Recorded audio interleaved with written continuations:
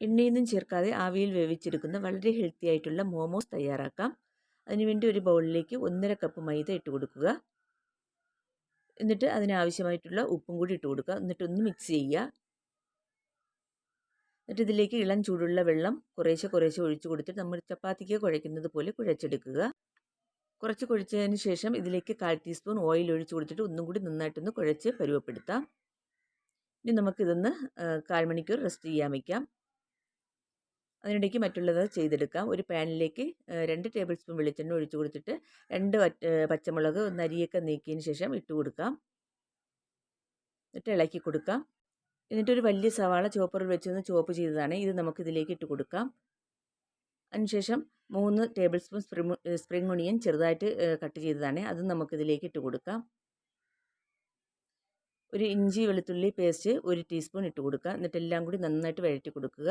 അതിൻ്റെ പച്ചമണം മാറുന്നത് വരെ എല്ലാം വഴറ്റി കൊടുക്കണം. ഇനി ഇതിലേക്ക് ഒരു 300 ഗ്രാം ബോൺലെസ് ആയിട്ടുള്ള ചിക്കൻ ചോപ്പറിൽ വെച്ച് നന്നായിട്ടൊന്ന് ചോപ്പ് ചെയ്തതാണ്. ഇതിലേക്ക് ആവശ്യത്തിനുള്ള ഉപ്പും കൂടി ഇട്ട് കൊടുത്തിട്ട് നന്നായിട്ട് ഇതൊന്ന് ഇളക്കി കൊടുക്കുക.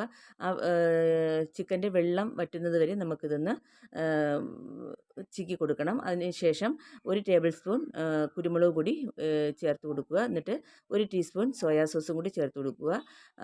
3 ടേബിൾ സ്പൂൺ മല്ലിയിലയും കൂടി ചേർത്ത് കൊടുത്തിട്ട് എല്ലാം കൂടി നന്നായിട്ട് വീണ്ടും ഒന്ന് ഇളക്കി കൊടുത്തിട്ട് ഫ്ലെയിം ഓഫാക്കി മാറ്റി വയ്ക്കാം. അപ്പോൾ നമ്മുടെ കുഴച്ച് വെച്ച മാവ് നന്നായിട്ട് പരുവപ്പെട്ട് വന്നിട്ടുണ്ട്. ഇത് നമുക്ക് കുറച്ച് ബോളുകളാക്കി എടുക്കാം. എന്നിട്ട് കുറച്ച് മാവും കൂടി ഇതിലേക്ക് സ്പ്രെഡ് ചെയ്ത് കൊടുക്കാം.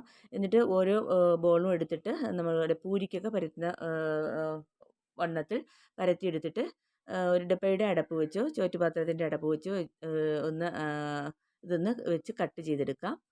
ഇതുപോലെ തന്നെ ബാക്കിയുള്ള എല്ലാം നമുക്ക് ചെയ്തെടുക്കാം.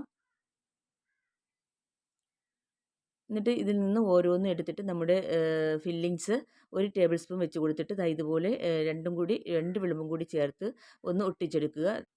ഇതുപോലെ മൊത്തം ഞാൻ തയ്യാറാക്കി എടുത്തു. ഇനി ഒരു സ്റ്റീമർ അടുപ്പത്ത് വെച്ചിട്ടുണ്ട്. അതിൻ്റെ മേൽത്തട്ടും കൂടി വെച്ച് കൊടുത്തിട്ട് അതിൽ ചെറുതായിട്ടൊന്ന് എണ്ണ ഒന്ന് സ്പ്രെഡ് ചെയ്ത് കൊടുക്കുക കേട്ടോ. എന്നിട്ട് നമ്മൾ തയ്യാറാക്കിയ മോമോസ് മൊത്തം ഇതിലേക്ക് നിരത്തി കൊടുക്കാം. എന്നിട്ട് 10 മിനിറ്റ് വേവിച്ചെടുക്കാം. 10 മിനിറ്റ് കഴിഞ്ഞിട്ട് നമ്മുടെ മോമോസ് ഇവിടെ വെന്ത് കിട്ടിയിട്ടുണ്ട്. ഇത് നമുക്കൊരു പ്ലേറ്റിലേക്ക് മാറ്റാം. അതിനുശേഷം ഒരു ഓയിൽ ചില്ലി സോസും കൂടി ഞാൻ ഇതിലേക്ക് തയ്യാറാക്കിയിട്ടുണ്ട്.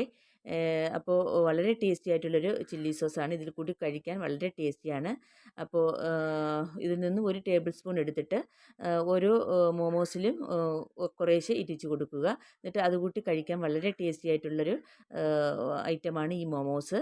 അപ്പോൾ എല്ലാവരും ഒന്ന് ട്രൈ ചെയ്യുക. വീഡിയോ ഇഷ്ടമായൊന്ന് ലൈക്ക് ചെയ്യാനും സബ്സ്ക്രൈബ് ചെയ്തൊന്ന് സപ്പോർട്ട് ചെയ്യാനും മറന്നു പോകരുതേ.